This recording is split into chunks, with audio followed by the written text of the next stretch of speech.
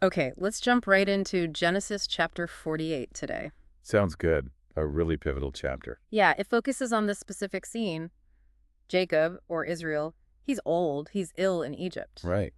And Joseph, his son, comes to see him. He doesn't come alone either. No, he brings his own two sons, Manasseh and Ephraim.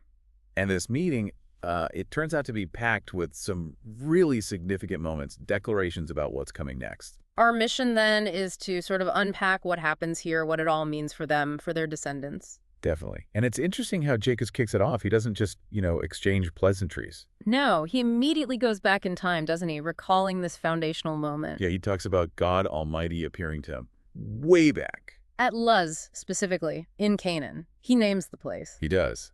And he recalls the specific promises God made there. I'll make you fruitful, increase your numbers, Make you a community of peoples. and give this land, Canaan, as an everlasting possession to your descendants.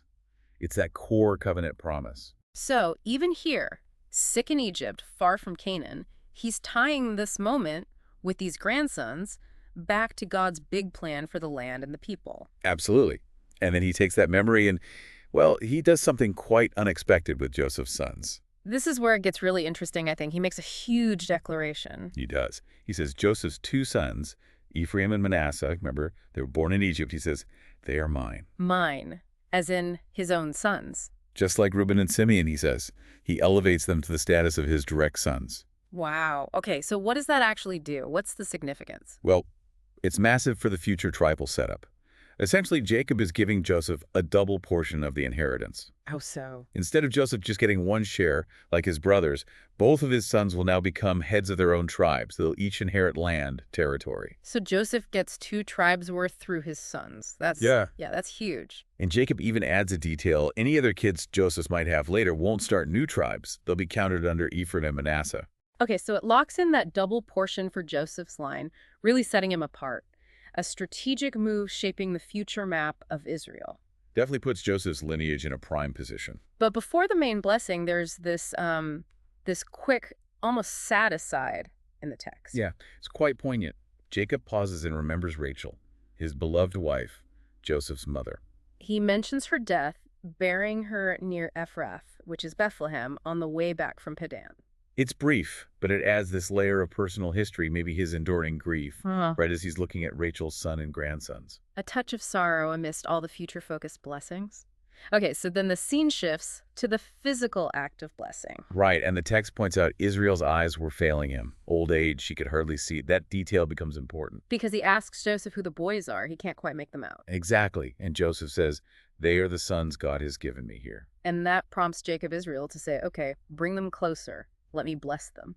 Joseph does, brings them right up, and Israel kisses them, embraces them. There's real emotion here. He says he never even expected to see Joseph again, let alone his children. A really touching reunion moment. Then Joseph sets things up for the blessing itself. How does he arrange the boys? Well, Joseph knows the tradition. The firstborn gets the primary blessing, typically for the father's right hand. So he positions them accordingly. Yep. He takes Manasseh, the older one, and puts him on his own left side. That places Manasseh near Jacob's right hand. Makes sense. And Ephraim. Ephraim, the younger, goes on Joseph's right side, positioning him for Jacob's left hand. Everything's set up by the book. Okay, so the stage is set. Manasseh lined up for the main blessing from the right hand, Ephraim for the secondary one from the left. But Jacob, he doesn't stick to the plan. Not at all. This is the absolute crux of the chapter. Israel reaches out his hands, but he deliberately crosses them. Crosses them, so his right hand goes where his left should be. Exactly. He puts his right hand, the hand of greater blessing, onto the head of Ephraim, the younger son. And the left hand. His left hand goes onto Manasseh's head, the firstborn. It's a clear, conscious reversal. And you mentioned his eyesight was failing, so this wasn't just a mistake. That's the key. He knew what he was doing. The text says he guided his hands knowingly. This was intentional. Wow. Okay, so he consciously goes against custom. Yeah. And then he gives the blessing. Yes, and the blessing itself is really potent. He calls on the God of his fathers, Abraham and Isaac, The God who's been his shepherd his whole life. and the angel who redeemed him from all harm.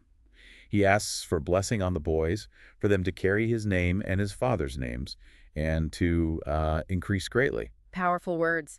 But Joseph sees the crossed hands. He must react. Oh, he does. The text says he was displeased. He sees the right hand on the younger son's head and tries to fix it. He tries to move his dad's hand. Yeah, he grabs his father's hand to move it from Ephraim to Manasseh, saying basically, no, father, not like that. This one's the firstborn. Put your right hand on his head. He thinks Jacob's just made a mistake, maybe because he can't see well. Right? But Jacob's response is firm and very telling. What does he say? He refuses. He says, I know, my son, I know. I know. So zero ambiguity. It wasn't a mistake. None at all.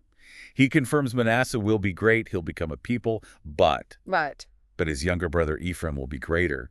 And his descendants, Jacob says, will become a group of nations, or sometimes translated as a fullness of nations. Greater, even though he's younger. That's a huge prophetic statement. It is. It echoes other times in Genesis where the younger son is chosen or elevated over the older, Isaac over Ishmael, Jacob over Esau. Right, that theme of divine choice overriding human custom. Exactly, and Jacob doubles down on it.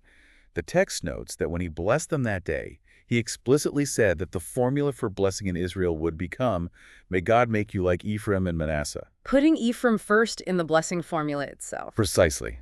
Cementing the reversal for all future generations. Incredible. So after this intense blessing scene, Jacob has some final words just for Joseph. Yeah, more personal. He tells Joseph, look, I'm about to die.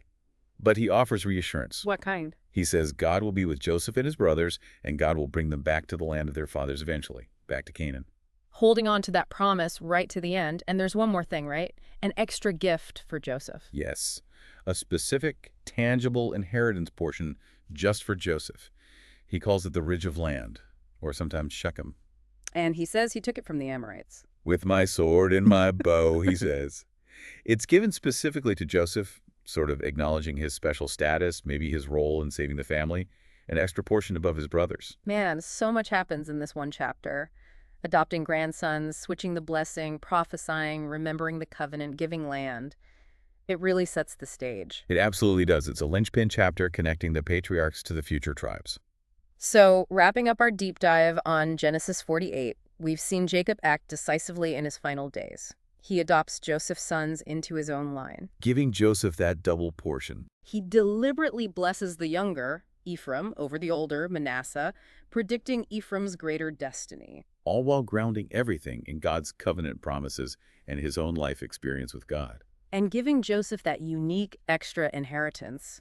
These actions really highlight those big themes we see throughout Genesis. Yeah, themes of lineage, God's often surprising choices that go against human norms, and how those promises to Abraham, Isaac, and Jacob keep unfolding generation by generation. It definitely feels like a crucial transition point in the whole narrative. It is, and it leaves you thinking, doesn't it? This specific act, Jacob, knowing what he was doing, consciously choosing the younger over the older, going against custom, against even Joseph's wishes. Yeah, what does that really tell us? Well, what does it suggest to you about how inheritance, or maybe God's favor, works in this story? It's not always about birth order, is it? Something else seems to be at play. It's a pattern. But seeing Jacob enact it so deliberately here, it's powerful food for thought.